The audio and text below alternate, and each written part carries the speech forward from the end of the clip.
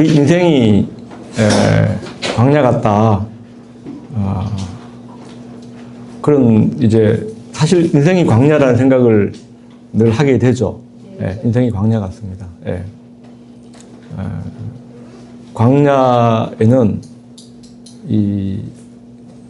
기본적으로 이제 그 가장 핵심적인 것들이 이제 물을 구하냐, 물이 있냐 없냐.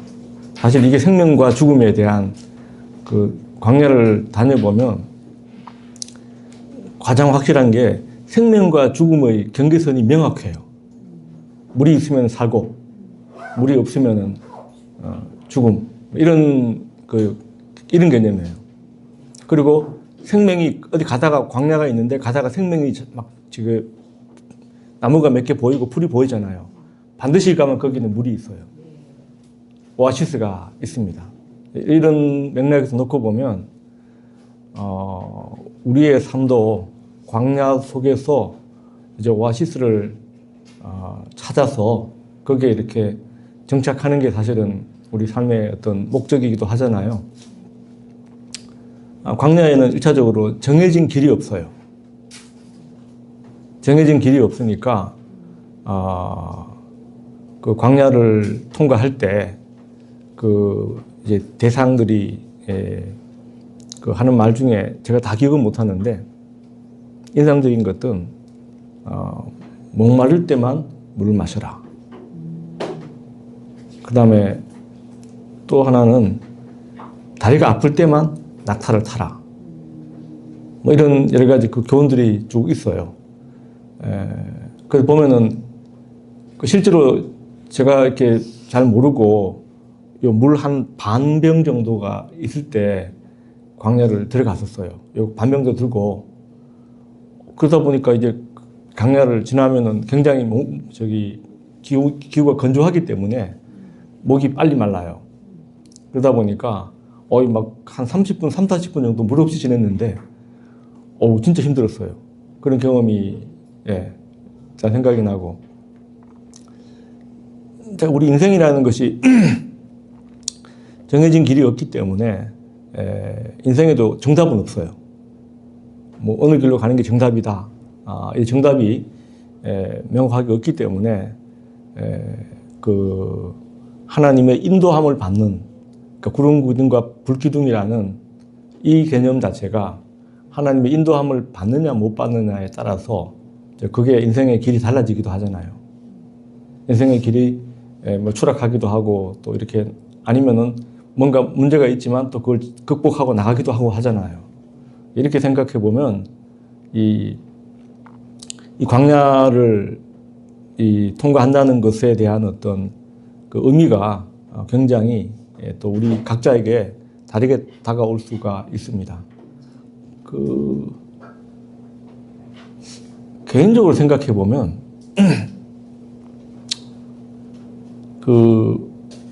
다들 여기 지금 연식이 저하고 비슷하거나 뭐 이렇게 비슷해요. 더 많거나 좀 젊은 층도 계시고 하겠지만 되돌아 생각해 보면 지금이 만약에 한 50년 전에 우리나라가 비교해 보면 거의 지상낙원 아닌가요? 네, 맞아요. 그렇죠. 네. 다 동의하시죠? 지금 학부 애들한테 가서 제가 수업 시간에 이런 얘기하면 애들은 이해를 못해요. 재래식 화장실부터 시작하면 지금 재래식 화장실 없잖아요.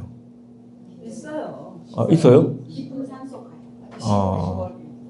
하여튼 간에 이렇게 보면은 지상낙원 된 것 같은데 그건 행복하지 않잖아요. 그죠? 행복해요? 되게 보면은 행복하지 않고 갈등이 더 치열하고, 갈등이 더 치열하고 생존 투쟁이 광야보다 더 적나라하고 더 치열하고 더 비열하고 더 복잡해지고 이렇게 되잖아요. 왜 그럴까요? 제가 설교하면 안 되는데 갑자기 설교로 들어가는 네. 왜 그럴까요? 맞아요. 힘이 끝이. 인간의 죄성은 똑같은 거거든요. 물질의 변화나 사회가 복잡해지면 인간의 죄성도 훨씬 더 발달하는 거예요. 동시에. 그러니까 사기치고 올라가는 것도 위로 올라갈수록 사기치면 규모가 다 달라지잖아요. 그렇죠. 비례해가지고. 더 이렇게 많아지니까 사기의 규모도 더 커지고 범죄의 어떤 그 규모도 더 커지잖아요. 마약이 왜 사람들이 왜 마약 그 사업에다 손을 대는 이유는 뭔가요? 아니 돈 규모가 커지잖아요. 금지된 거기 때문에 제가 잘 모르지만 영화나 이런 데 보면은 뭐 몇 킬로에 뭐 하여튼 천문학적으로 돈이 막 붙잖아요. 그러니까 인간의 죄성이 아까 얘기한 대로 마약에 중독이 되면 지금 우리가 누릴 수 있는 행복보다도 곱하기 10배라고 그래요. 10배라고 그래요. 순간 어떤 그 쾌락도가 우리 인간이 뭐 이런 이야기 다 성인이니까 해도 되지만 성관계 할 때 인간의 쾌락도가 제일 높잖아요. 근데 그걸 곱하기 10배래요. 마약을 맞았으면은. 그러면은 그렇다 보니까 계속 그런 것을 추구하겠죠. 인간의 어떤 욕망 자체가 죄성 자체도 똑같이 커지는 거예요. 그러다 보니까 술집도 점점 고급으로 가고 또 훨씬 더 예쁜 아가씨들을 뭐 이렇게 대동시키고 뭐 이번에 사태들이 지금 우리 적나라하게 강남의 실태를 지금 보고 있잖아요. 이런 것들이 결과적으로 여전히 광야다. 인생은 여전히 광야길이고 광야에서 그 만나와 메추라기를 더 끌어모으기 위한 그 욕망의 언덕 디브앗 핫다라고 하는데 우리 민수기에서 나왔어요. 메추라기나 이걸 하다가 디브앗 핫다라고 갑자기 이 욕망의 언덕이란 무덤 이런 개념이 되는데 그 개념이 계속 지속이 되는 거죠. 네. 자, 우리 제가 여기 보시면은 이게 이제 오늘 할 내용이 이제 기본적으로 모압평지가 보면은 이제 기본적으로는 미래에 대한 청사진과 희망의 메시지를 많이 담고 있어요. 이 사진을 보면은 이게 아마 느보산 지역에서 가나안을 바라보고 찍은 거예요, 사진을. 쪽이 이제 이 윤산강 강이 되고 멀리 보이잖아요. 이 평지가 이게 이제 요단 계곡이라고 하거든요. 요단 계곡이고 이 요단강을 지나가면 이쪽에 여리고가 나오는데 그 성경에 보시면은 그 선한 사마리아인 비유에서 사람들이 그 예루살렘에서 여리고로 내려가다가 이런 표현이 나오잖아요. 네? 실제로 가보면은 예루살렘은 해발 750이에요. 근데 여기 지금 그 사해가 여기가 사해잖아요. 사해가 마이너스 450 이렇게 돼요. 지구에서 가장 낮은 지역이거든요. 그러니까 계속 내려가요. 이 요단 계곡이 또 독특한 게 뭐냐면 이 갑자기 여기하고 이쪽 예루살렘하고 이쪽 지역하고 예루살렘 지역하고 높이가 똑같아요. 무슨 뜻이냐면 요단 계곡이 꺼져버린 거예요. 가운데가 상당히 긴 계곡이에요. 그때 위로 올라가면 헬몬산 나오잖아요. 헬몬산 아래서부터 계속 이렇게 지대가 꺼져가지고 푹 꺼져가지고 계곡이 계속되고 양쪽으로 이제 요르단과 이제 이스라엘 이렇게 구분되는 형식의 지도가 됩니다. 조금 더 지도를 보시면 이게 이제 에돔이잖아요. 에돔이고 에돔과 모압을 가르는 그 경계가 이 세렛강이라고 불러요. 세렛강. 여기 세렛강인데 이 신명기 2장을 보시면은요. 신명기 2장 그 14절에 보시면 신명기 2장 14절에 가데스 바네아에서 떠나서 세렛 시내를 건너기까지 38년 동안이라고 되어 있죠. 그러니까 이 가데스 바네아를 떠나서 이 가데스 바네아가 어디에 나오냐 그러면 민수기 13장 민수기 13장 그 26절에 바란 광야 가데스에 이르러 이 사람들이 민수기 12장 그 16절 보시면 그 후에 백성이 하세롯을 떠나 바란 광야에 진을 친다고 되어 있잖아요. 그죠? 바란 광야고 그 옆에 보시면 25절에 13장 25절에 바란 광야 가데스에 이르러 이게 이제 가데스 바네아가 되는 거예요. 여기에서 이 가나안 정탐꾼들이 이제 바란 광야의 12장에서 이제 13장으로 넘어가잖아요. 이때 거의 사실은 광야 이 가데스 바네아라는 곳에서 38년을 보낸 거예요. 여기 이제 갔다가 되돌이표가 되면서 자, 그 다음에 이제 이 세렛강이라는 것이 신명기에 의하면 이 세렛강을 건너면서 약속의 땅을 건넜다라고 봐요. 약속의 땅의 경계가 우리가 이제 여기가 요단강이잖아요. 이게 요단강인데 요단강과 이 요단강 서편이고 동편이 있는데 약속의 땅을 요단강 이쪽에 가나안 땅만 얘기를 하잖아요. 근데 신명기에 의하면 이 세렛강을 건너면서 이제 모압도 물리치고 이렇게 하잖아요. 근데 에돔은 공격하지 말라라고 하잖아요. 근데 결과적으로 공격하지 못하니까 이렇게 우회로를 거쳐가지고 건너가잖아요. 이 세렛강은 지금도 가서 보면 그냥 또랑 비슷해요. 이 건천이에요. 건천이라는 말은 그 아랍어로 와디라고 하는데 갑자기 폭우가 내리거나 비가 올 때만 잠깐 강이 돼요. 그래서 이게 이제 뭐냐면 에돔과 모압을 가르는 국경선이에요. 경계선이 요 세렛강이고 그 다음에 일반적으로 이제 여기 에돔과 모압이 갈라지죠. 세렛강을 중심으로.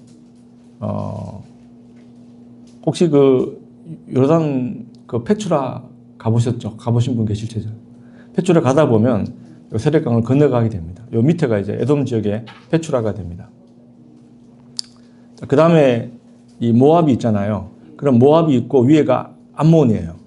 암몬이잖아요. 이 암몬과 모압의 경계선은 아르논강이에요. 그 성경에는 아르논 골짜기 이렇게 나와요. 진짜 가보면 아르논 골짜기는 멋있어요. 진짜 멋있어요. 아르논 골짜기는 거기 주로 이렇게 관광을 가면은 성지순례 가게 되면 아르논 골짜기에 버스를 대놓고 아래로 보시면은 어마어마하게 깊은 골짜기가 있습니다. 그 다음에 이제 요 위에가 이제 암몬이죠. 그 위에가 암몬이고 요 위에 보시면 야복 리버러가 나오죠. 야복강. 예? 야복강이 암몬과 아람을 구별하는 경계선이에요. 그러니까 위에 보시면 제일 아래쪽이 에돔, 모압, 암몬, 그 위에가 아람이에요. 아람. 그러니까 아람이라는 나라 자체가 오늘날로 말하면 시리아로 이해하시면 거의 비슷합니다. 예. 그래서 보시면은 여기 보시면은 희미한 글씨로 플레인즈 오브 모압이라고 되어 있죠. 지금 여기까지 온 거예요. 플레인즈 오브 모압. 22장 우리가 오늘 공부하려고 하는 게 22장 1절인데 민수기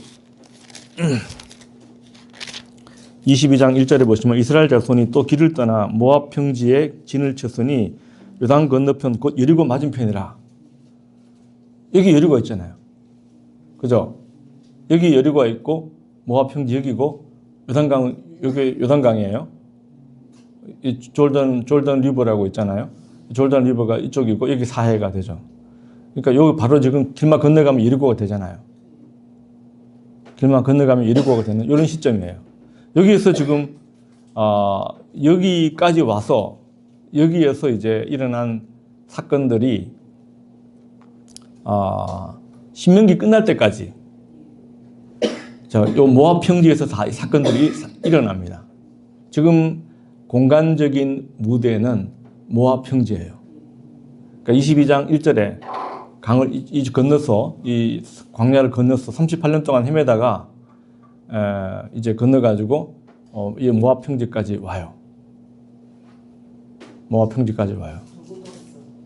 네, 돌고 돌아서 결과적으로 여기까지 와요. 이제 모압 평지에서 와요. 그래서 22장 여기서 이제 이 모압 평지라는 무대를 배경으로 전개가 되는데 이제 처음으로 보시면 내용을 보시면 이 굉장히 많은 이야기들이 쭉 나옵니다. 뭐 제가 이야기한 대로 이 거의 곧자왈 정도로 이야기가 막 이거 하다 저거 하다가 막 이렇게 뒤죽박죽 얽혀 있는 것처럼 보입니다. 스토리 자체가. 그러니까 광야 제가 그때 말씀드린 대로 어떤 문학적 구조의 질서 정연함은 신학적 질서 정연함을 의미한다. 반대로 얘기하면 문학적 구조의 일종의 그 어지러움은 신학적 메시지의 어지러움과 거의 같아요. 성경에 보면은 문학적 구조하고 신학적 메시지가 문학적 구조가 막 이상해요. 그러면은 메시지도 이상하다고. 그러니까 메시지를 전달하는 하나의 방법이 질서정연함과 어지러움이 뒤섞여져 있잖아요. 우리가 사는 세상도 그래요. 우리가 사는 세상도 질서정연한 것처럼 보이기도 하지만 완전히 막 곧자왈처럼 막 얽혀져 있잖아요. 그 시스템 돌아가는 것 자체가 우리가 사는 세상이 또 곧자왈 같기도 해요. 이게 해체가 안 돼요. 또 어떻게 얽히는지 그것도 몰라요. 경제학자들이 내놓으라는 생각들이 막 경제 예측을 하잖아요. 예측대로 안 돌아가요. 그죠?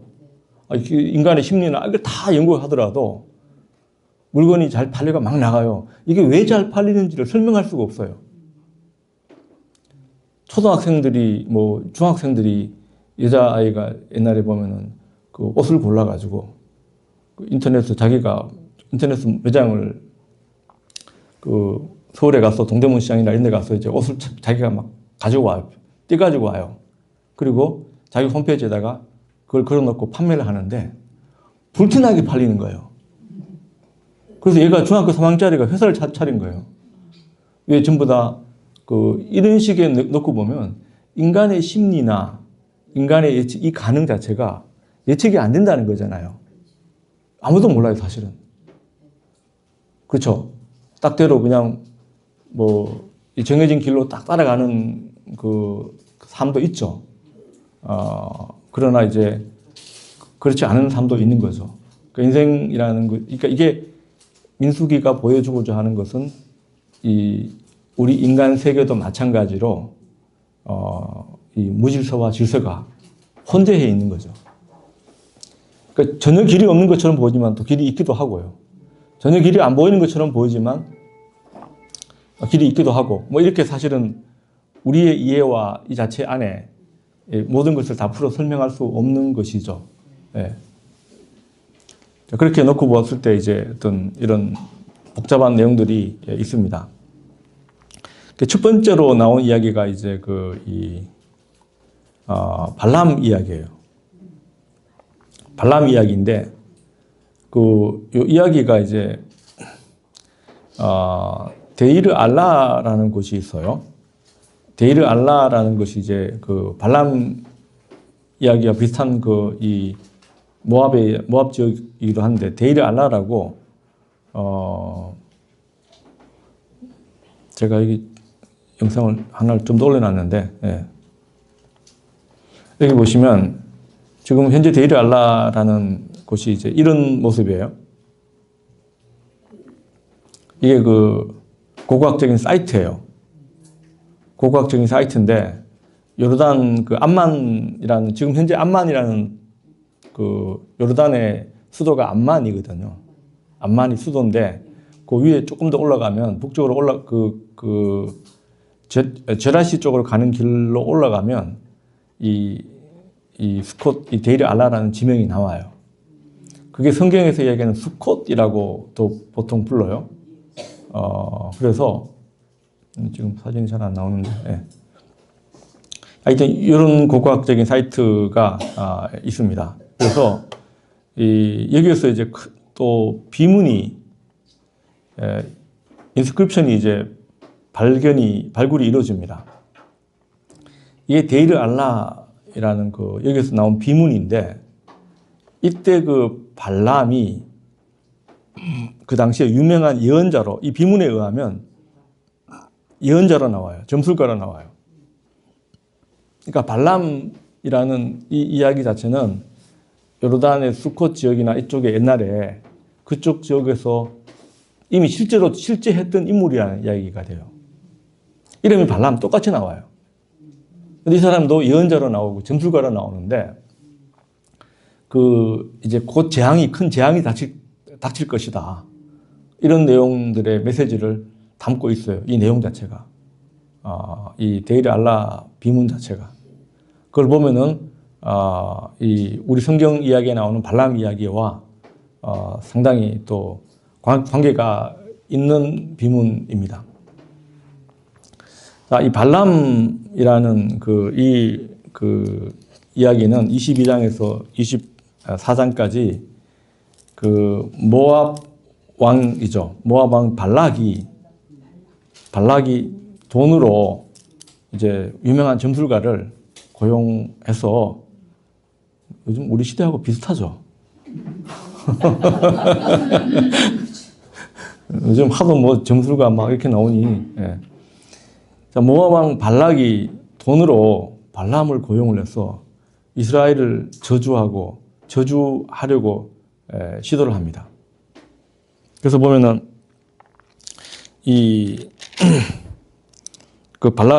발람은 돈으로 발람을 계속 유혹했는데 발람이 자꾸 안 가려고 하죠.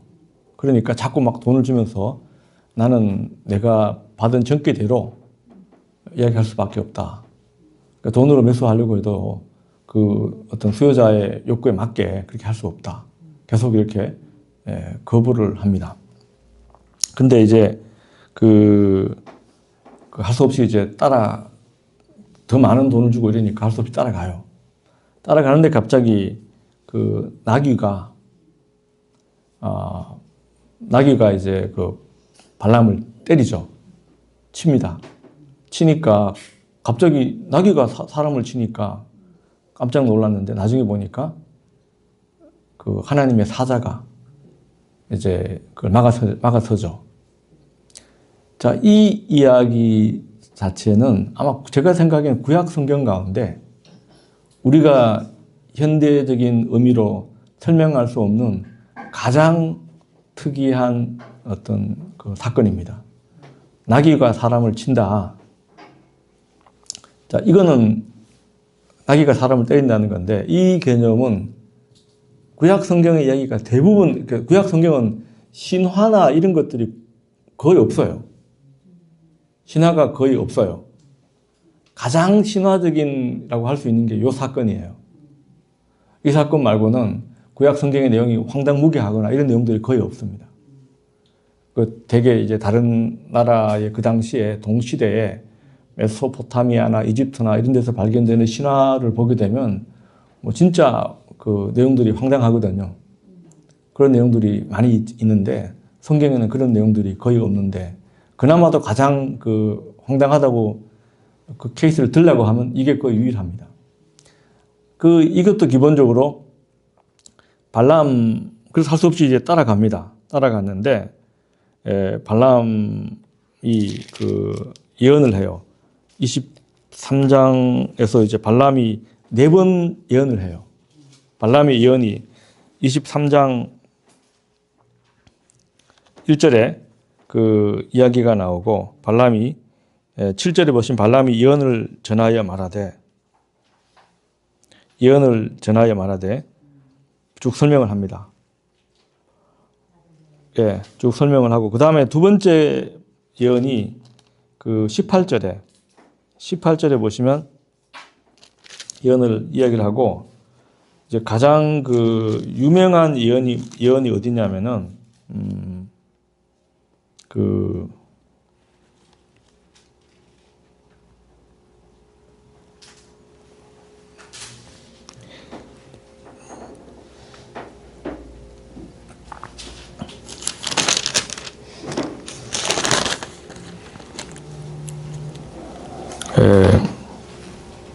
이 별의 아들이라는 부분이 나오는 건데, 갑자기, 잠깐만요. 24장 17. 예, 17절이 맞을 거예요. 예. 그 17절에 보시면, 한 별이 야곱에게서 나오고, 자, 요 예언이 왜 유명한지 아세요? 예, 한 별이 야곱에게서 나오고, 한 규가, 이스라엘에게서 일어나서 모압을 저지르고 이렇게 쭉 나오는데, 요 말씀이 이제 그 이스라엘 역사에서 바르코크바의 난이라는 바르코크바의 반란이라는 사건이 일어나요. AD 132년이에요. AD 132년에 바르코크바의 난이라는 것이 일어나는데, 그 바르가 아들이고 코크바인데, 코크바가 별이거든요. 그 별의 아들의 난, 이 사건이 일어날 때 바르코크바의 난이라고, 이 사람이 시몬이라는 사람인데, AD 70년에 사실은 로마한테 그 박살나서 유다가 이제 멸망하거든요. 성전도 다 파괴돼 버려요. 그런데 남아 있었던 마지막 그 독립운동을 꿈꾸던 사람들 중에 132년에 이 시몬 유다의 반란이 일어나는데, 그 시몬 유다가 바르코크바 별의 아들이다. 바로 여기에 나오는 그 별의 아들, 이런 식으로 하면서 큰 반란을 일으켰던 적이 있습니다. 그 맥락에서 이스라엘 보시면은 그 다윗의 별이라는 거 있죠. 다윗의 별이라는 그 이스라엘 어떤 지금 국기처럼, 이스라엘 국기 안에 보면은 다윗의 별이 들어가 있어요. 자, 이게 아까 여기서 별 자체가 여기에서 이제 그 예언이 이루어지는 겁니다. 그런데 발람은 그 이방인이잖아요. 이방인이 그 이스라엘에게 축복을 전하는 이런 메시지는 그 구약 성경에서 처음 나와요. 하나님 쓰셨어요. 그렇죠. 하나님이 강제로 이 이방인을 통해서도 하나님의 메시지를 전달할 수 있다는 거죠. 그러니까 하나님은 이방인을 통해서도 자신의 뜻을 이루기 위해서 사용하는 경우가 구약 성경에 많이 나옵니다. 맞습니다. 느부갓네살도 그렇고 고레스도 그렇고. 네, 맞습니다. 예. 느부갓네살은 하나님의 종이다 이렇게 얘기하고요. 고레스는 하나님의 기름 부음 받은 자 이렇게 나와요. 하나님께서는 이방의 왕이라도 자신의 뜻에 따라서 사용을 할 수 있다. 여기는 이방의 점술가예요. 점술가인데 이 점술가의 예언 자체가 통해서 결과적으로 이스라엘의 축복이라는 것은 이미 예정되어 있는 것이기 때문에 어떤 자가 오더라도 막을 수 없다는 것이죠. 막을 수 없다라는 메시지를 전해주고 있습니다. 그 다음에 이제 이 사건이 나오고 25장이 사실은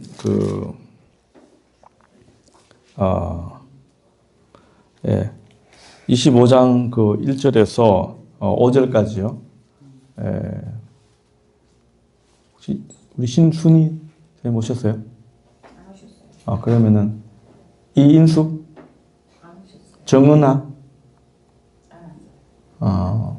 최인실. 네. 이스라엘이 시딤에 머물러 있더니 그 백성이 모압 여자들과 음행하기를 시작하니라. 그 여자들이 자기 신들에게 제사할 때에 이스라엘 백성을 청하매 백성이 먹고 그들의 신들에게 절하므로 이스라엘이 바알볼에게 가담한지라. 여호와께서 이스라엘에게 진노하시니라. 여호와께서 모세에게 이르시되 백성의 수령들을 잡아 태양을 향하여 여호와 앞에 목매어 달라. 그리하면 여호와의 진노가 이스라엘에게서 떠나리라. 모세가 이스라엘 재판관들에게 이르되 너희는 각각 바알볼에게 가담한 사람들을 죽이라 하니라. 자, 그 25장에서 이제 시딤에서 이제 특별히 바알부올, 이제 아까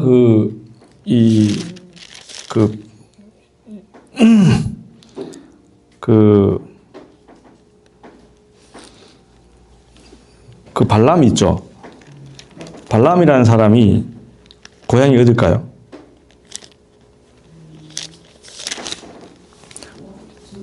부올이죠. 예. 22장 5절에 보시면 그가 사신을 부올의 아들 발람의 고향인 강가 부돌에게 보내니 부올의 아들이라고 되어 있죠. 자, 이게 이제 부올의 아들이라는 표현이 그 사람 이름이라기보다는 지역 명칭이라고 볼 수 있습니다. 그 다음에 바알 부올이죠. 그러면은 부올의 바알이란 뜻이에요. 그게 이제 지역명하고 같이 가요. 그러니까 바알이라는 것은 우리가 알고 있는 신이잖아요. 신인데 그게 이제 또 다른 말로 어떤 말이 있을까요? 바알이란 말의 뜻이 또 다른 의미가 뭘까요? 주인이란 뜻도 있어요. 주인이라는 단어의 의미도 있어요. 그러니까 그 바알 부올이니까 부올의 주인 이런 의미도 가능해요. 각 지역마다 바알이라는 신 자체에다가 그 지역명을 같이 붙여갔습니다. 그래서 바알 부올에서 이제 거기에서 이제 이방 모압 여인들과 음행하기 시작했다. 그리고 뭐냐면은 여인들한테 음행하고 그 신들에게 절했다. 이 두 개가 어떻게 연결될까요?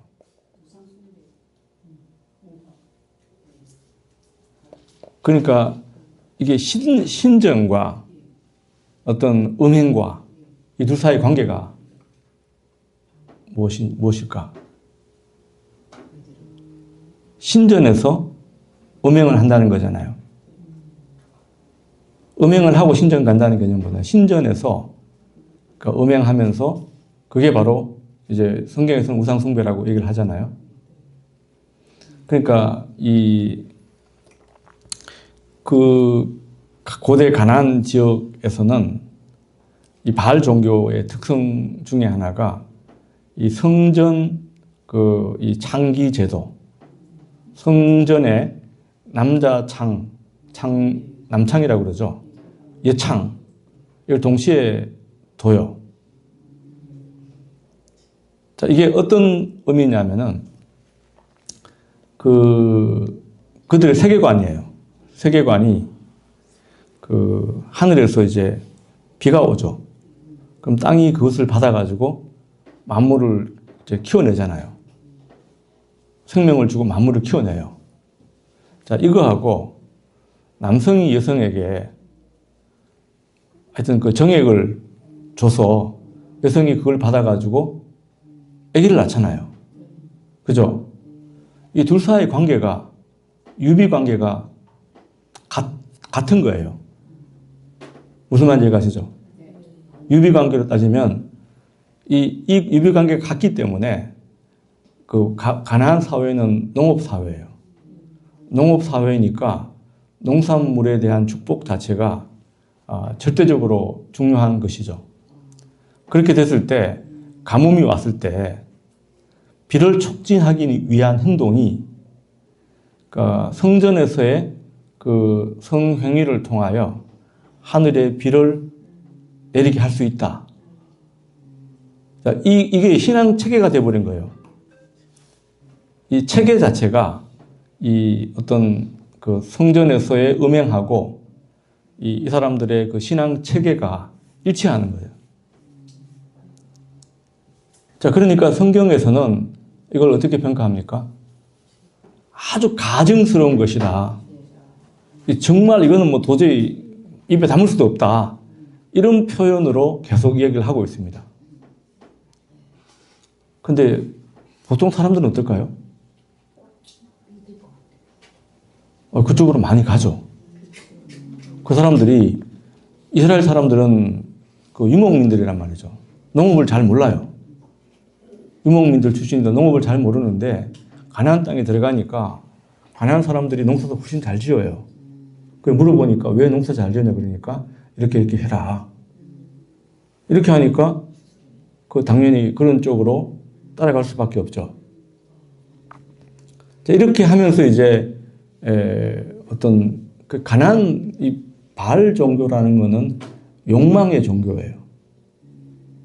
욕망의 종교예요. 그게 그 인간이 그 가지고 있는 그 성욕이라는 거하고 식욕, 이 두 가지가 대표적인 욕망이잖아요. 그죠? 욕망 자체가 그 우리 인간이 기본적으로 추구하는 목표로 하는 거 거의 같아요. 재물에 대한 욕망, 성공에 대한 욕망, 이 욕망 자체가 성욕이나 식욕하고 다른 게 아니라 같은 거예요.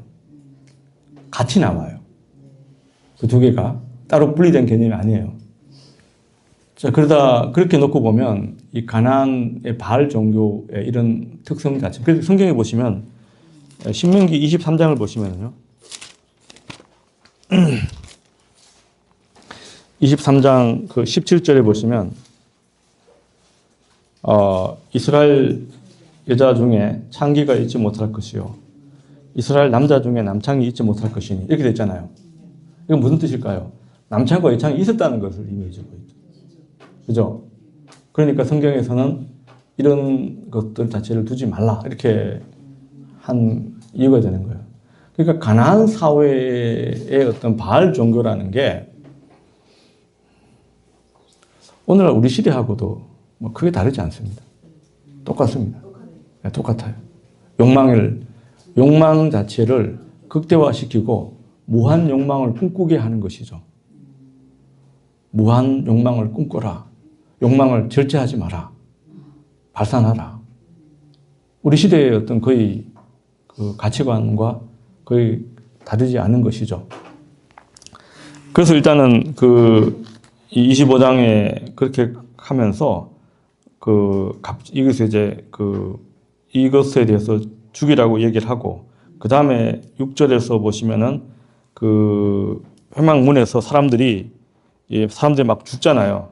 죽어 나가는데 그 심판 중에도 이스라엘 한 사람이 미디안 한 여인을 데리고 와서 쉽게 말하면은 음행을 하기 위해서 텐트로 들어가는 거예요. 자, 그 장면을 보고 7절에 엘레아살의 아들 비느하스, 그러니까 아론의 아들이 엘레아살이죠. 그러니까 아론의 손자가 비느하스예요. 이 비느하스가 가서 그 남자를 따라 들어가서 막사에 들어가서 그 남자와 여인의 배를 꿰뚫어서 두 사람을 죽입니다. 그 연병이 이스라엘 자손에게 그쳤더라.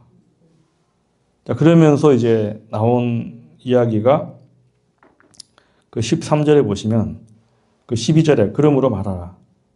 내가 그에게 내 평화의 언약을 주노니 그와 그 후손에게 영원한 제사장 직분의 언약이라.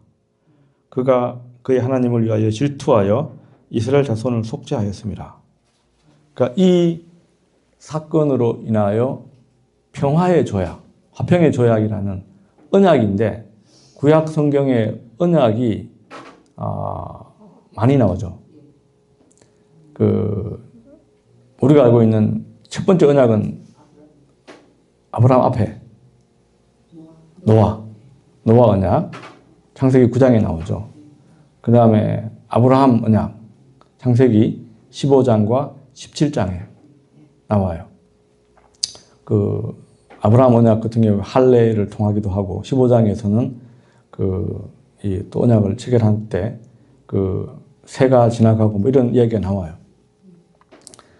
그 다음에 이제 세 번째로 시내산에서 체결된 모세를 통해서 체결된 시내산 언약, 그 모세 언약이라고도 하죠. 그 다음에 이제 이 네 번째로 레위와 나중에 이걸 레위의 언약이라고도 또 불러요. 이 제사장과 체결한 이 평화의 언약. 이렇게 네 번째가 평화의 언약이고 다섯 번째 언약이 뭘까요?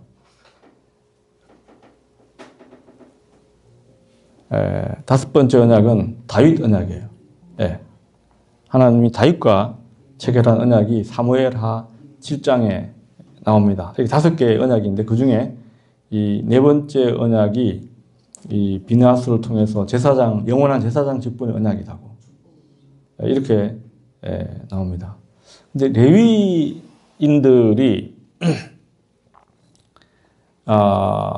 그 어떤 속죄나 어떤 정결을 위해 가지고 그 이렇게 칼을 쓰는 행동, 그게 첫 번째가 어디였을까요? 창세기 34장에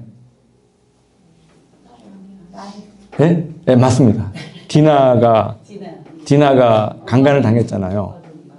디나가 강간을 당했을 때 레위하고 시몬이 가가지고 할례를 받게, 자기들 남자들 할례를 받으면은 우리가 둘이 결혼하는 거 허락하겠다 이렇게 했는데 이 레위하고 시몬이 가서 칼로 할례 받고 그냥 있는 그 하몰 세겜이죠. 세겜에 있는 그 세겜들을 다 죽여버립니다. 그죠? 왜 세겜으로 가느냐고요? 베델로 갔어야지. 베델로, 그러니까 그 사건이 끝나고 나서 베델로 올라가거든요. 35장에 보시면 베델로 가요. 이게 상당히 또 재밌는 게 뭐냐면, 디나 사건이 그 28장에, 창세기 28장에 보시면, 야곱이 소원을 해요. 내가 안전하게 돌아갔다가 귀국을 하면은 하나님께 내가 이 제사를 바치 드리고 11조를 드리겠습니다. 이렇게 소원 기도를 드리죠. 그런데 잊어버리고 디나 사건이 나면서 아차한 거예요. 그래서 35장에 베델로 올라가요. 자, 요 사건하고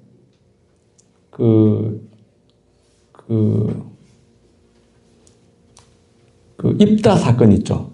사사기 11장과 12장에 입다가 소원을 하잖아요. 그 소원했을 때 그 입다의 딸이 그 소원의 그 어떤 타켓이 되잖아요.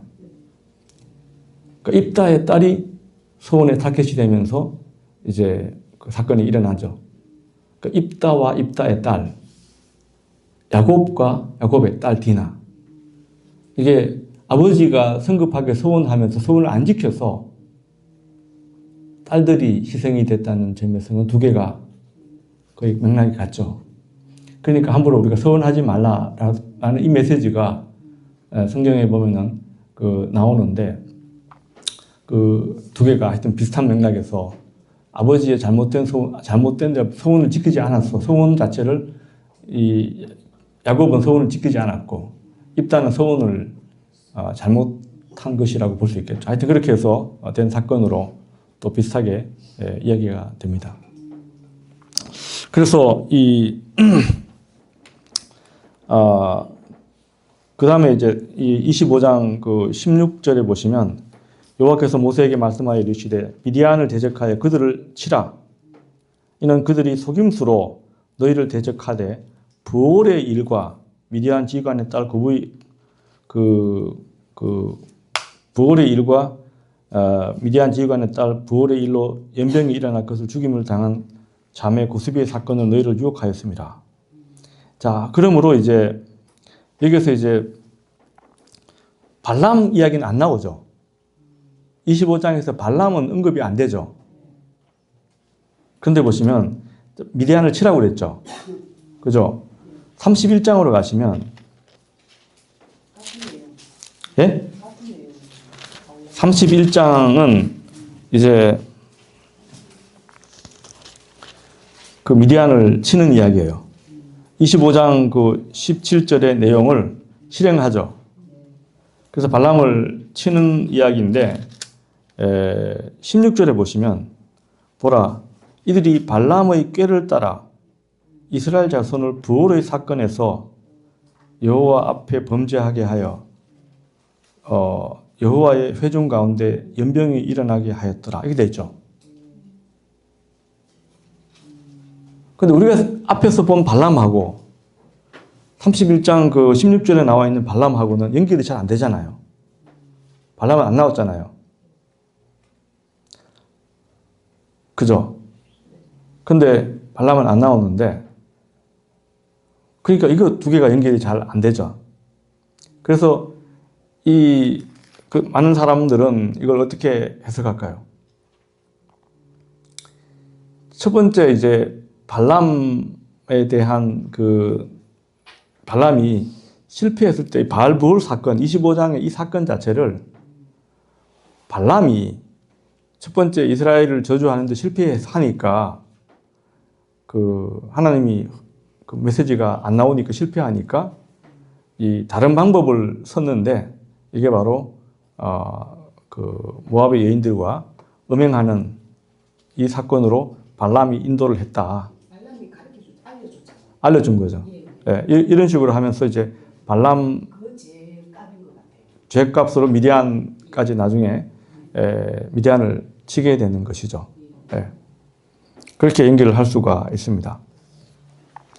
자, 그 다음에 26장에서 이게 이제 바알부올 사건으로 인해서 이제 마지막 세대는 다 죽어요. 출애굽했던 출애굽했던 세대들은 다 죽고, 이제 기본적으로 1장에서 25장까지는 반역과 불신으로 인해서 모든 사람이 다 이제 심판을 받죠. 다 죽습니다. 그 다음에 이제 26장부터 36장까지는 더 이상 이제 부정적인 이야기는 안 나와요. 26장에서 36장까지는 미래 세대를 향하고 있어요. 25장까지는 결과적으로 이제 단절이 된 거죠. 25장에 그 반역하는 그 출애굽 세대들은 다 죽었어요. 남은 사람은 모세, 그 다음에 여호수아와 갈렙, 딱 세 사람이 남아 있어요. 그래서 지금 이거는 26장에서 36장은 청사진이에요. 그 설계도예요.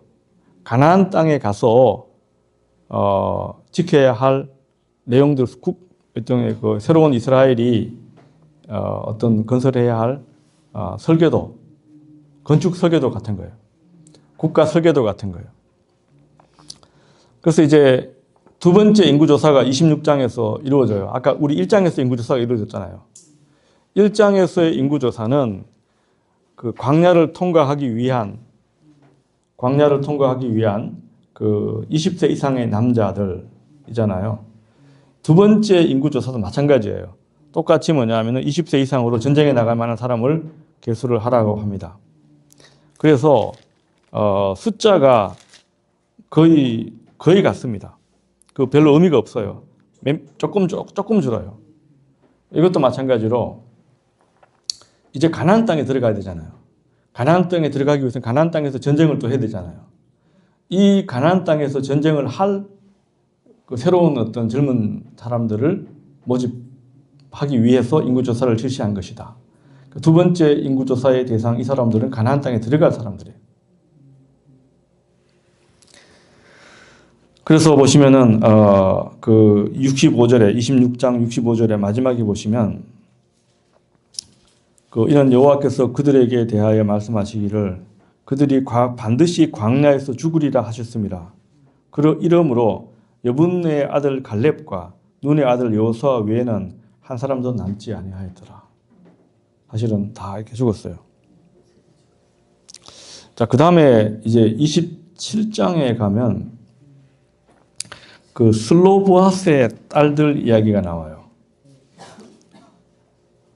그리고 이제 27장 여기 앞에 보시면은 슬로보아스의 딸들 이야기가 나오고 36장 마지막에서 27장의 그 요구에 대한 그 실행이 이루어져요. 이 슬로바스의 딸은 5남매예요. 5자매예요. 5자매인데 아들이 없어요. 그 문제가 뭘까? 아들이 없으면 왜 문제가 될까요? 맞습니다. 상속권이 없는 거예요.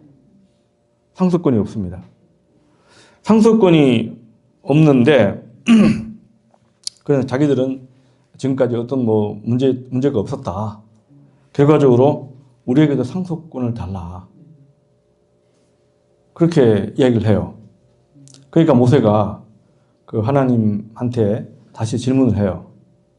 그러니까 이 모세가 마음대로 하지 않고 질문을 합니다. 그러니까 하나님이 그 해법을 주시는데 그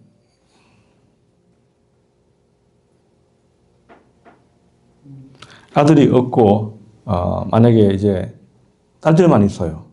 그러면은 그 딸들도 상속을 할 수 있게 하라고 얘기를 하시죠.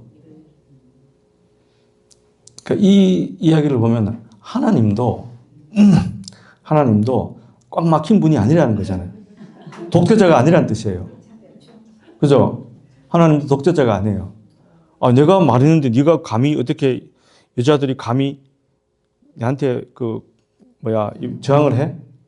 이렇게 얘기하지 않는다는 거죠.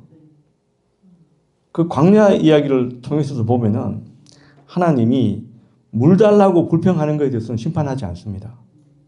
밥 달라고 막 찡찡거릴 때도 하나님이 그 사람들을 심판하지 않습니다. 그죠?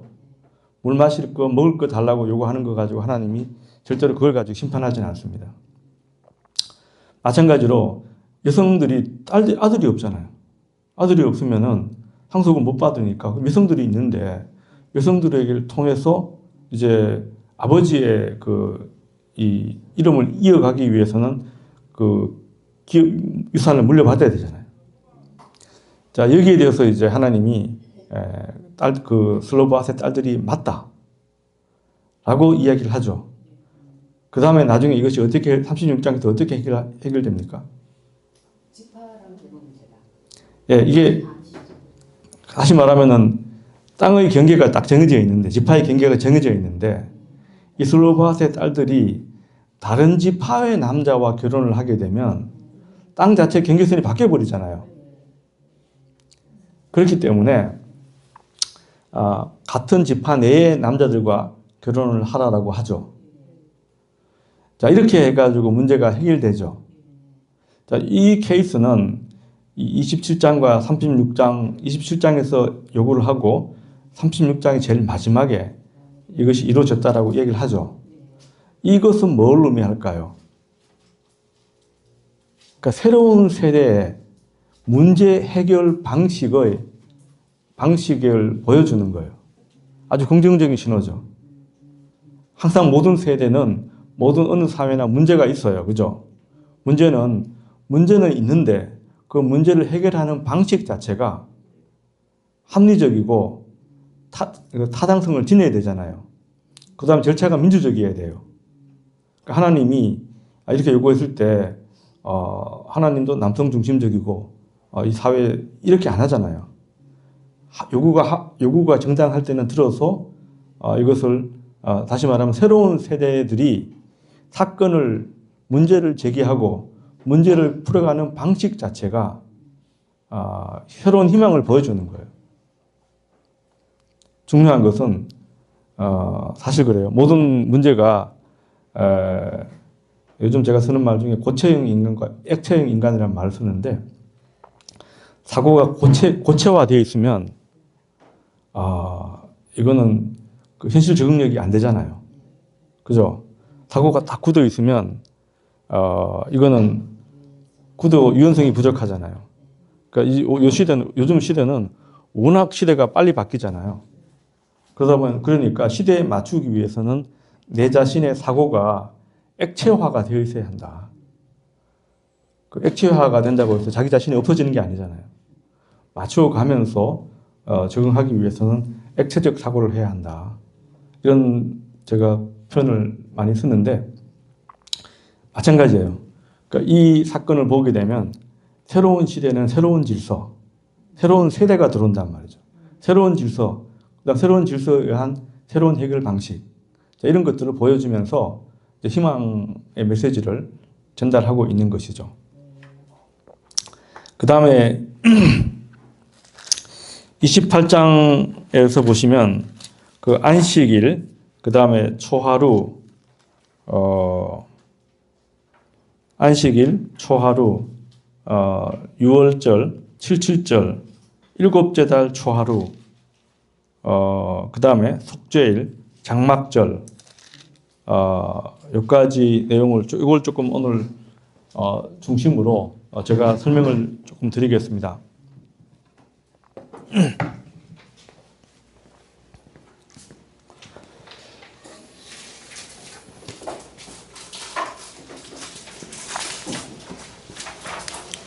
자, 이 안식일은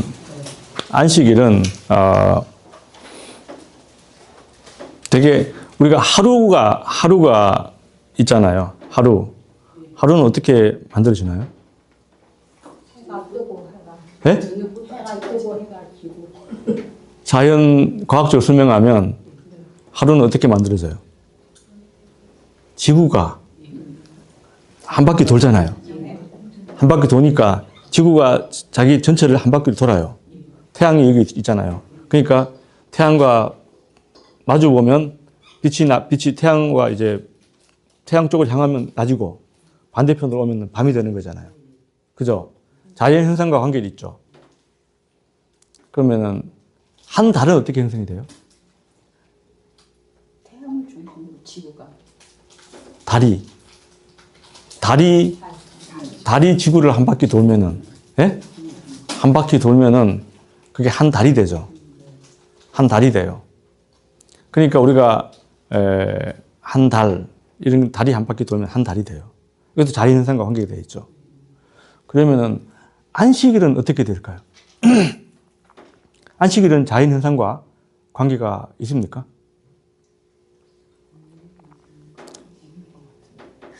없어요.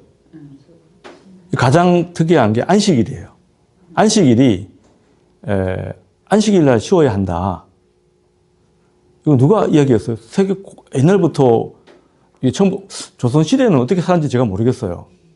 기독교가 들어오기 전에 6일 동안 일하고 하루 쉬었나요? 아닐 것 같죠. 그게 없었을 거예요. 네? 조선 시대요? 절기는 뭐 단오나 뭐 아니 이런 것들마다 이런 식으로 하여튼 7일마다 쉰다라는 이 개념 자체가 안식일이란 이 개념 자체는 자연 현상과 관계가 없는 거거든요. 그러니까 1년이라는 개념도 마찬가지. 1년이라는 개념은 지구가 태양 전체를 한 바퀴를 돌면은 1년이잖아요, 그죠? 이런 개념이고 그게 이제 태양력이고 태음력은 달의 기준을 맞춰가 되는 것이 태음력이 되는데. 안식일은 자연 법칙에 관계가 없는데 이게 이제 그 성경에서 이제 6일 동안 하나님이 만드시고 7째 날 쉬었다. 이 개념이잖아. 그럼 너희들 쉬어라. 자연스럽게 우리는 태어나면서부터 일요일 날 쉬었잖아요. 그죠? 일요일 날 쉬었어요. 이스라엘 유대교에서는 6일째. 안식일이 첫날이거든요. 안식일이 아니고 1월이 첫날이죠. 달력 보면은 1월이 제일 앞에 나오잖아요. 그죠? 1월이 첫 번째고 토요일이 안식일이에요. 유대교에서는. 그런데 이 이 개념이 딱 정해진 규정은 없어요. 100%. 이날 해야 된다.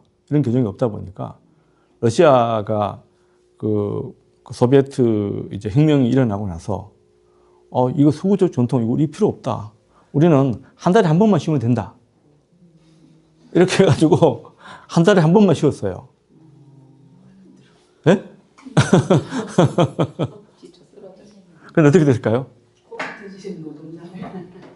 나중에 다 안 돼요. 안 되고 다시 또 똑같이 돌아가요. 네. 이걸 놓고 보면 참 독특한 것 같아요. 안식일 제도라는 것이 이게 6일 동안 일하고 하루 이렇게 쉰다라는 이 개념 자체가 인간의 어떤 생체 리듬에 전체적인 노동의 어떤 이거하고 이게 이제 거의 맞아 떨어진다는 개념이 되잖아요. 근데 이게 구약 성경에서는 이스라엘 안식일 자체가 그 유대인들이 안식일을 지킨 것이 아니고 안식일이 유대인을 지켰다. 이런 말이 나올 만큼 안식일 자체가 중요하게 다뤄지고 있거든요. 근데 이 안식일이라는 제도 자체는 7일째라는 말이 이게 이제 7일째라고 했을 때 이때 7일째라는 것이 고대 다른 나라에서는 메소포타미아 지역이나 이런 경우에도 노동을 하지 말라고 해요. 왜 그렇게 했을까요? 이때 왜 밖에 나가지 말고 집에서 쉬어라. 그 이유가 뭐냐 하면 그 이유가 이날은 귀신들이 가장 활발하게 활동하는 날이에요. 가장 재수 없는 날이에요. 그러니까 밖에 나가면 괜히 문지방 가다 보면 막 걸려 넘어지고, 예? 그 우리도 어릴 때 보면 나올 때 보면은 그 걸려 넘어지면 이게 이날 뭐 운때가 별로 안 좋다 이런 이야기도 막 하고 하잖아요. 이런 식의 제일 재수 없는 날이 7일째가 되는 거예요. 그러니까 함부로 밖에 나가면은 수염 깎다가 보면은 베이고, 뭐 낯질하다가 손이 뭐 베인다든지, 문지방에 가다 넘어져가지고 다친다든지, 다 이제 귀신들이 활동을 많이 하기 때문에 그렇다라고 그렇게 믿었던 날이에요. 그러므로 나가지 말라. 나가지 말라는 말은 똑같은데 이유가 다른 거예요. 제일 재수 없는 날이고 기분 나쁜 날이라는 뜻이에요.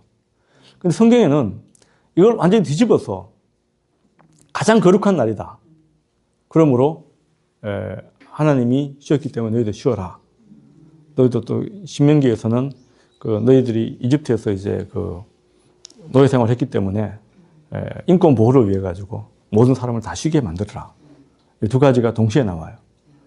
출애굽기에서는 하나님이 일곱째 날에 쉬었기 때문에 쉬어라. 신명기 5장에서는 너희들도 이집트에서 노예였지 않느냐. 그러므로 집안에 있는 모든 사람들 다 쉬게 만들어라. 인도주의적 관점을 가지고 있습니다. 그러니까 이게 안식일 자체가 기본적으로 개념이 다른 개념이고, 그 다음에 이제 이 절기 자체를 보면은 6월절이 있고, 크게 보시면은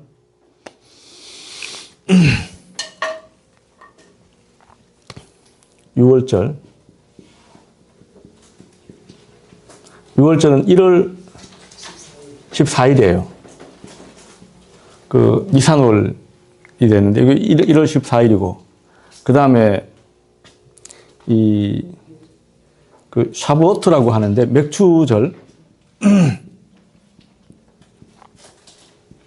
맥추절은 이 6월절 지나고 49일 뒤죠.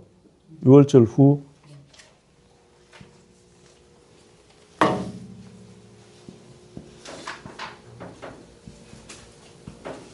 49일 뒤, 그러니까 뭐냐면 50일째죠.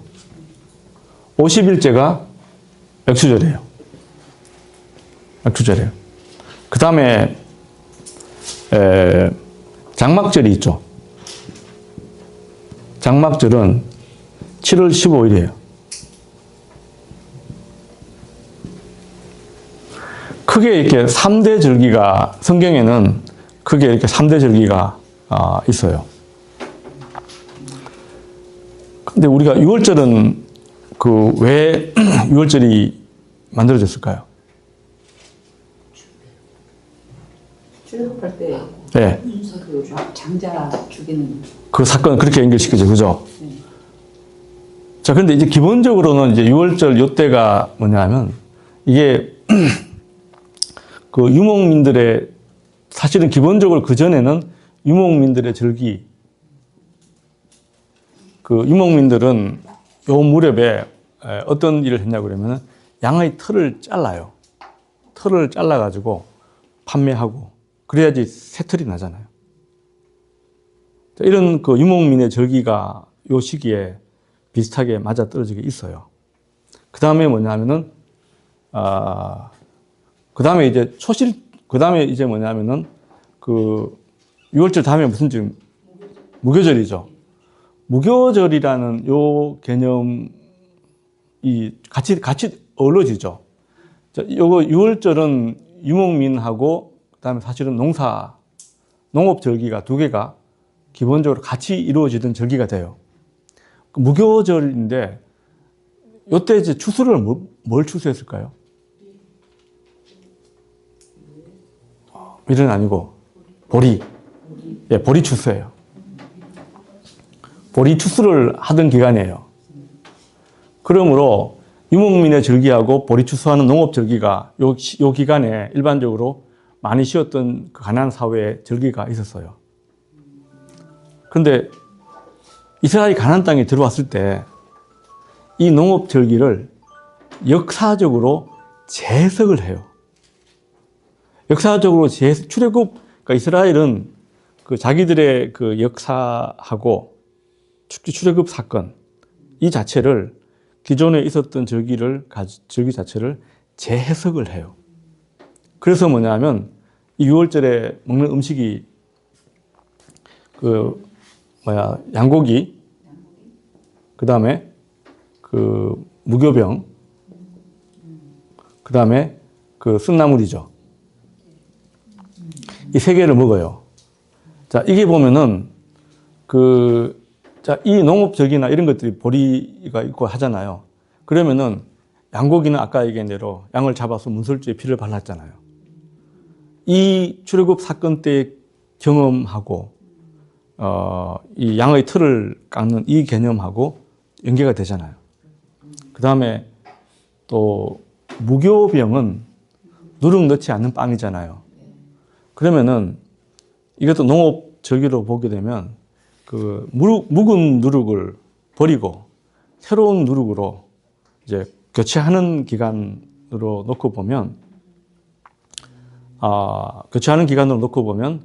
이제 요 이야기도 기본적으로 연결이 되죠. 그 다음에 이제 이 쓴나물은 뭐 이때 나물이 나거나 그런 건 아닐 텐데 그 출애굽기 1장에 보시면은 이제 고통 괴롭다. 출애굽기 1장에 보시면 이스라엘 사람들이 파라오가 그 이스라엘 사람들을 심하게 괴롭혔다. 괴롭히다라는 단어가 쓰다라는 뜻이에요. 거기서 이제 쓴나물을 먹었다. 그러니까 출애굽 때 경험하는 거죠. 출애굽의 자신의 경험 자체를 역사화시키는 거예요. 잊지 말라. 맞습니다. 그 맥락입니다. 그 맥락에서 이제 이 사람들이 그 역사 자체를 기억하고 지켜내기 위한 것으로 어떤 절기로 바꾸는 것이라고 볼 수 있습니다. 그 다음에 이제 맥추절은 이게 신약 성경에는 오순절이 나오잖아요. 그죠? 오순절이란 말이 5개의 순이라는 말은 10일이에요. 오순절 할 때 순자라는 말이 열을 가리키는 단위로 알고 있는데, 그러니까 오순절이 되는 거예요. 자, 원래 근데 이 맥추절은 뭘 추수하는 기간일까요? 아까 보리 했는데. 예, 밀이에요. 밀. 예. 근데 우리말로 이제 맥이라는 말이 보리 맥자로 되어 있잖아요. 예? 근데 이게 이제 중국어를 그냥 그대로 쓰는데 중국어를 찾아보면 보리이기도 하고 밀이기도 해요. 보리이기도 하고 밀로도 사용을 해요. 중국어. 예? 그런데 보리도 또 쓰기도 하고 밀로도 쓰는데 이 두 개를 보면은 그 우리말 번역할 때는 한국말에서는 이게 보리만 가리켜요. 그죠? 그러다 보니까 이제 보리 추수로 오해를 하고 있는데 기본적으로 유대교 이제 이스라엘의 이스라엘이 12월 달에 가도 사해 가서 수영을 하기도 합니다. 12월 달에 가도 수영을 할 수 있어요. 날씨가 그렇게 많이 춥지 않습니다. 추울 때도 있는데 2월 달, 예? 그래서 밀추수가 많습니다. 기본적으로 고대 근동 지역은 곡식은 주로 곡물은 보리하고 밀입니다. 보리와 밀, 쌀은 없습니다.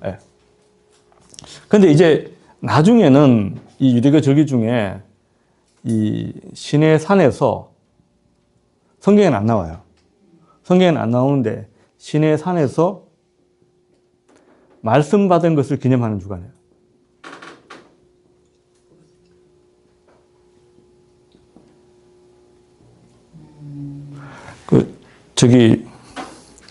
출애굽기 19장을 보시면은요. 출애굽기 19장을 보시면 이스라엘이 애굽 땅을 떠난 지 3개월이 되던 날에 그들이 시내 광야에 도착했잖아요. 예?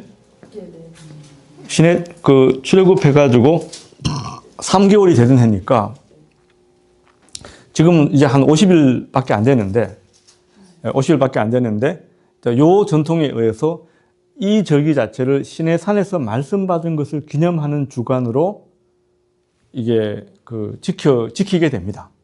나중에 그러니까 베드로가 오순절에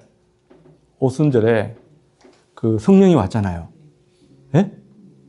이게 그냥 우연일까요? 왜 오순절에 성령이 왔을까요?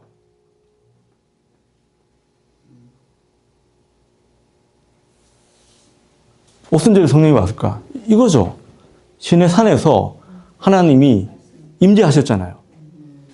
그리고 말씀을 줬잖아요. 그죠? 그러니까 예수가 새로운 말씀, 성령이 그 새로운 말씀, 새로운 말씀을 증거하고 하는 이 역할이잖아요. 하나님이 시내 산에 임재하셨잖아요. 성령이 하나님의 형태로 오순절에 임재하신다. 이 신학 자체가 이 전통하고도 우리가 기독교 전통에서 오순절이라는 이 개념 자체가 성령이 왔다는 이 개념 자체하고도 같이 연결이 되죠. 그러니까 역사화 시켰다는 뜻이에요. 이 절기 자체도 역사화를 시켜서 유대교, 그러니까 요거는 이제 구약 성경에는 안 나오는데 신구약 중간기 때 유대교 안에서 이런 전통이 생겨나고 이것이 신학 신대로 이어지면서 베드로의 오순절 설교가 왜 오순절 그때냐? 그게 단순하게 우연이 아니라는 거예요. 구약 성경에 이런 전통과 같이 맞물려 있다. 이렇게 제가 말씀을 드릴 수 있습니다. 자, 그 다음에 이제 장막절이에요.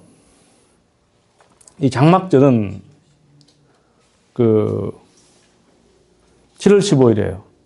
그 이전에 7월 1일이 나팔절이죠. 나팔절이고 7월 10일이 대속죄일. 예. 대속죄일입니다. 예. 자, 그런데 원래 이 장막절은 원래 어떤 절기냐? 왜 근데 우선 7월 1일이 나팔절이잖아요. 나팔절은 어떤 절기였을까요? 왜 나팔을 불었을까요? 네? 한 해의 시작이에요. 민간력으로 의하면 니산월, 이거는 이제 니산월 1월 1일이 한 해 시작이잖아요. 1월 1일이 한 해의 시작인데, 자, 요 개념은 종교력이에요. 종교력이고, 가나안 사회에 민간력이 있어요. 민간력은 7월 1일이 한 해의 시작이에요. 우리가 워낙 이제 설날하고 구정하고 이제 신정 우리가 개념을 가지고 있잖아요. 똑같은 거예요. 원래 완전 한 해 시작이에요. 쉽게 말하면 설날 같은 거예요. 한 해의 시작 설날인데 지금도 그래요. 지금까지도 이스라엘과 유대인들이 지키는 절기는 7월 1일이 자기들의 설날이에요. 이걸 로시 하샤나라고 하는데 한 해의 시작이라고 불러요. 로시 하샤나라고 부르는데 이게 이제 왜 7월 1일이 한 해의 시작이 되었을까요? 달력이 어떻게 설명은 안 되는데. 자, 이게 이제 이스라엘의 날씨하고 관계가 있어요. 자, 이때 뭐냐면 이 이른비가 내리는 시점이에요. 이른비와 늦은 비. 그러니까 이른비가 내리고 늦은 비가 내리잖아요. 늦은 비가 한 5월 말 이쯤에 늦은 비가 내려요. 그 다음에는 6, 7, 8, 9까지 비가 한 방울도 안 내립니다. 한여름에는 비가 한 방울도 안 내립니다. 그러니까 우리 보통 이제 6월 말, 6월 중순부터 해서 7월 이때까지는 아예 그 한 방울도 안 내립니다. 이때 다시 말하면 7월이라고 우리 7월달이 아니고요. 3월달이 6월절이면 한 3월달쯤 되잖아요. 6월절이 왜 3월인지 어떻게 아세요? 부활절. 부활절이 언제 와요? 부활절을 정하는 기준은 뭔가요? 춘분 후. 춘분이 3월 21일이죠. 춘분 후에 첫 번째 만월이 지나야 돼요. 음력 15일이 지나야 돼요. 음력 15일이 지나고 그 다음에 첫 주가 부활절이에요. 그 부활절과 6월절은 무슨 관계가 있을까요?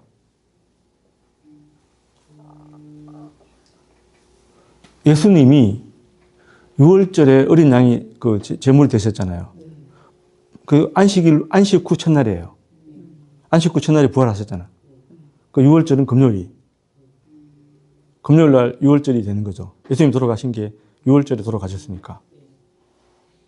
그죠? 6월절에 돌아가셨으니까 되고, 부활절은 그 다음 날이 부활절이잖아. 그러니까 금요일 날이 안식일이 되고, 그날 6월절이 되고, 그 다음에 예수님이 그 3일 만에 부활하셨다. 예. 이것도 시간으로 계산하면 36시간밖에 안 돼요. 예, 요즘 날로 계산하면 안 되고 시간으로 계산하라고 그러니까. 그러면은 이 성경의 역사도 바뀌어요. 하여튼 간에 3일 만에 부활하셨다고 하잖아요. 그래서 이제 이게 이제 그러니까 당연히 뭐냐면은 6월절이 우리가 부활절하고 비슷한 시기가 되잖아요. 같은 기간이에요. 같은 때가 돼요. 춘분 후 만월 후 이렇게 되니까 6월절이라는 개념이 비슷한 시기에 와요. 그러니까 그 6월절 때가 1월달이 되잖아요. 니산월이 되기 때문에 7월이라고 하면 그 7을 더하면 거의 한 9월 말 10월 정도가 7월 1일이 돼요. 그 한 해의 시작이 대개는 이때 뭐냐면은 이른비가 내리는 거예요. 그러니까 중간에는 완전히 뭐냐면은 비가 한 방울도 안 내려요. 그러면은 이걸 고대 가나안 사람들은 이걸 어떻게 생각했을까요? 고대 가나안 사람들은 이때를 죽음의 신, 죽음을 다스리는 신이 모트라는 신이 있었어요. 모트란 단어가 히브리어로 죽음이기도 한데 죽음을 다스리는 신이에요. 그 다음에 뭐냐면은 바알이라는 신이 있잖아요. 이 바알이라는 신은 풍요의 신이고 비를 내리게 하는 신이에요. 이때는 뭐냐면 완전히 가뭄 기간, 비가 한 방울도 안 내리잖아요. 이때는 바알이 죽어요. 그 대신에 바알 대신에 모트가 다스리는 거예요. 그러니까 모트가 다스리니까 이 땅에 비가 안 내리는 거예요. 기발하지 않아요? 이게 다신교적 세계관이에요. 다신교잖아요. 신화적 세계관의 개념이. 그러면은 뭐냐면 7월 1일 이때가 9월 말 이때 비가 내리잖아요. 이게 바알이 부활하는 날인 거예요. 바알이 다시 살아오는 날이에요. 이렇게 고대에 이제 생각을 한 거예요. 그래서 뭐냐면은 가나안 사회에서는 7월 1일이 신년이라고 보는 게 바알이 다시 살아오는 날이에요. 이게 민간력인데 이스라엘이 가나안 땅에 들어왔잖아요. 들어오면서 이제 개념을 완전히 이제 절기는 지키는데 자기들의 어떤 신학적 관점에 따라서 절기를 다 의미화를 지키고 다 변경을 하는 거예요. 다른 의미로 변경을 하는 거죠. 그러니까 이게 출애굽 사건이란 이 관점에서 그 다음에 대속죄일이 있고 이런데 이제 7월 15일에 장막절은 원래가 뭐냐면 비가 오잖아요. 이른 비가 내리기 때문에 이때는 많이 이제 심는 기간이에요. 씨앗을 뿌리는 기간이에요. 뿌리는 기간이에요.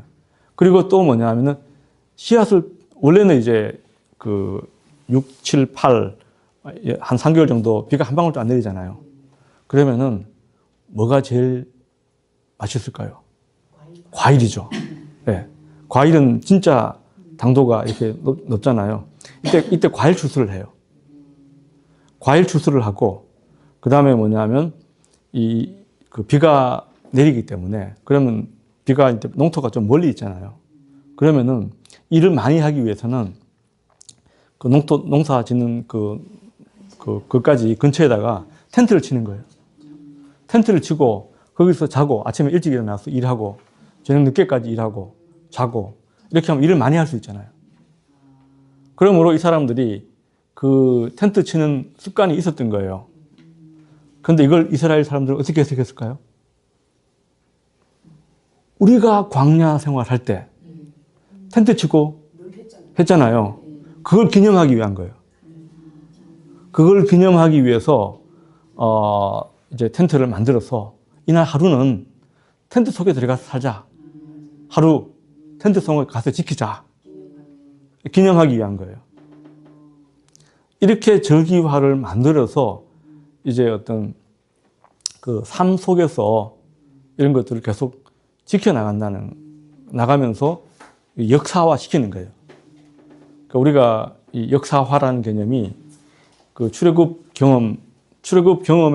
사건 자체를 통하여 이렇게 그 절기까지 역사화를 이렇게 시키는 것들이 성경에 나와 있는 이 3대 절기가 되는 거고, 그 다음에 나중에 또 추가되는 것이 이제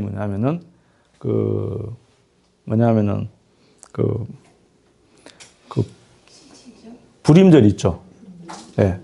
77절은 이게 77절이에요. 예, 이게 77이니까 77, 49. 예?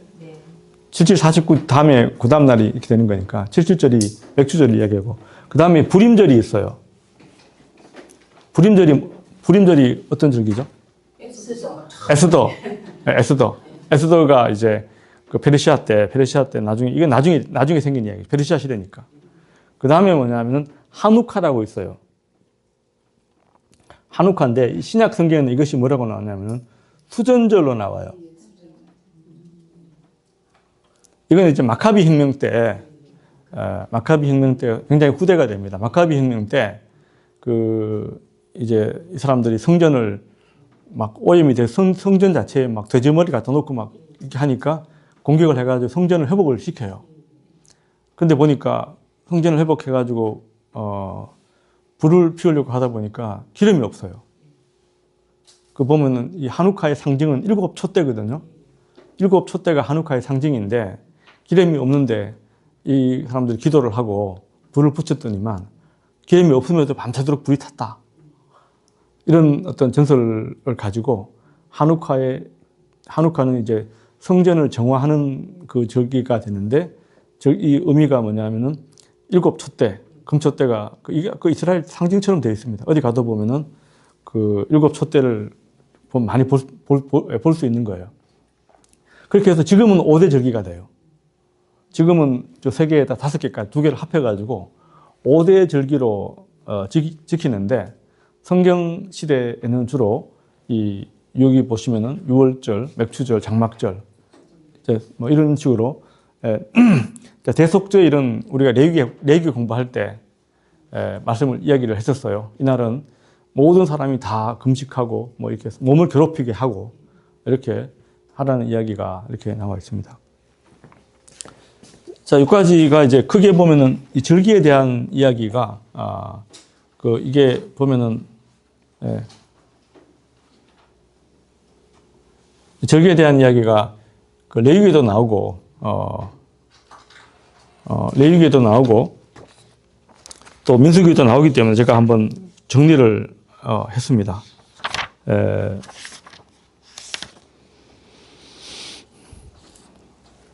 지금 그 다음에 이 민수기 보시면은 31장 그 다음에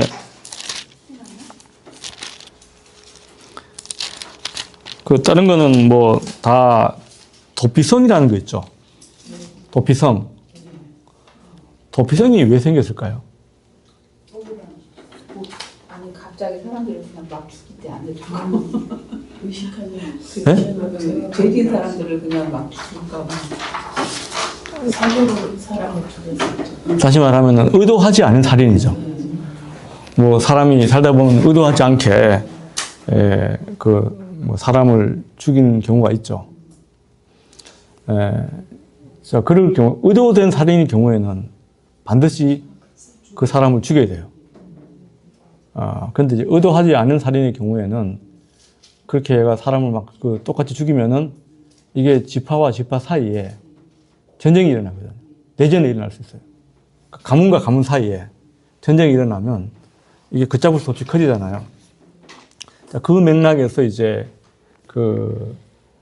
그것을 이제 방지하기 위해서 성전에 들어가잖아요. 도피성에 들어가면 그 제사장이 그 사람을 심문을 하고 이제 확인이 되면은 그 사람이 보호를 하죠. 그래서 이제 그 도피성에서 보호를 하고 제사장이 죽으면은 이제 풀려나는 것으로. 예, 대제사장이 죽을 때까지. 이런 식으로 이렇게 제도를 운영했는데, 이 개념은 그것으로 나름대로 어떤 지파 사이에 갈등으로 번지지 않기 위한 어떤 제도로서 이것이 생겨난 것이다. 이렇게 볼 수 있겠습니다. 나머지는 뭐, 그냥 주로,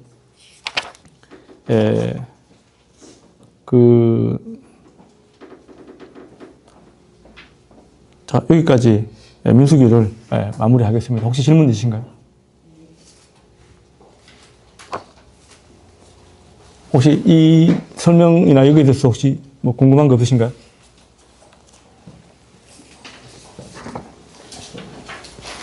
우리의 어떤 제가 이제 삶에서도 우리의 신앙적인 경험과 관련해서 이제 어떤 역사화 시키고 정교화를 시키고 나름대로 이렇게도 이제 할 수 있겠죠. 이스라엘 역사에서 보면 끊임없이 그래서 보면은 역사를 고대 출애굽 사건에 대한 이 사건에 임하신 하나님의 은혜를 부모는 자식한테 가르쳐야 돼요. 가르치고 역사를 가르치는 것 자체가 바로 하나님의 거룩한 사역이다. 이런 맥락에서 성경에 보면 계속 나오잖아요. 후손들이 이 돌의 의미가 무엇인지도 묻거든. 요단강을 건너고 나서 돌을 세우잖아요. 12개를 세우잖아요. 후손들이 이제 이 돌의 의미가 묻거든. 과거 하나님이 이렇게 했다고 해라. 기억하고 역사화 시키는 거죠. 이런 식으로 끊임없이 이제 교육하고 가르치고 이런 거잖아요. 근데 우리가 교회나 이럴 때 봤을 때 요즘 부모님의 신앙이 자식한테까지 잘 안 가죠. 안 가죠. 기본적으로 그게 어떤 삶과 신앙과의 어떤 분리나 이런 것들이 중요한 이유가 아닌가. 그렇게 보면은 계속 집에서 가르치고 이 하나님이 우리 집안에 어떤 일을 하셨고 이런 것들을 계속해서 가르치고 그렇게 했을 때 이제 그 의미를 자식들이 이어받을 때 지켜질 수 있는 게 아닌가 그런 생각이 듭니다. 단순하게 교회 가야 된다, 예배 드려야 된다 이런 개념보다도 그것을 넘어서서 이게 모든 것은 서사가 있어야 돼요. 우리 신앙의 개인의 삶에도 중요한 것은 서사인데, 자, 서사가 우리의 삶 중간중간마다 어떤 변곡점이 있잖아요. 그때 이제 임했던 하나님의 은혜라든지 이런 것들을 가지고 삶의 서사를 만들어 나갔을 때 그게 서사라는 것은 단순한 사건들을 기억하고 기록하는 것이 아니고 중요한 것은 의미화거든요. 의미화가 필요한 거예요. 저는 주로 신학생들이다 보니까 강의할 때는 개인의 삶의 서사화가 안 되어 있으면, 삶에 대한 의미화가 안 되어 있으면, 목회를 하든 설교를 하든 그게 강력한 파워를 가질 수가 없어요. 네, 그 맥락에서 이제 그런 것들을 잘 형성을 해야 되는 것이고, 그게 이제 부모로서 또 우리 가족이나 삶에 대한 의미화가 굉장히 중요한 게 아닌가 생각이 듭니다. 그게 이스라엘 백성들이 이제 했던 방식이 이제 이런 거죠. 어떤 사건이나 절기나 이런 것들 자체를 끊임없이 의미화를 하고 가르치고 이렇게 하는 부분이에요. 네. 네, 수고하셨습니다. 마치겠습니다. 네. 네.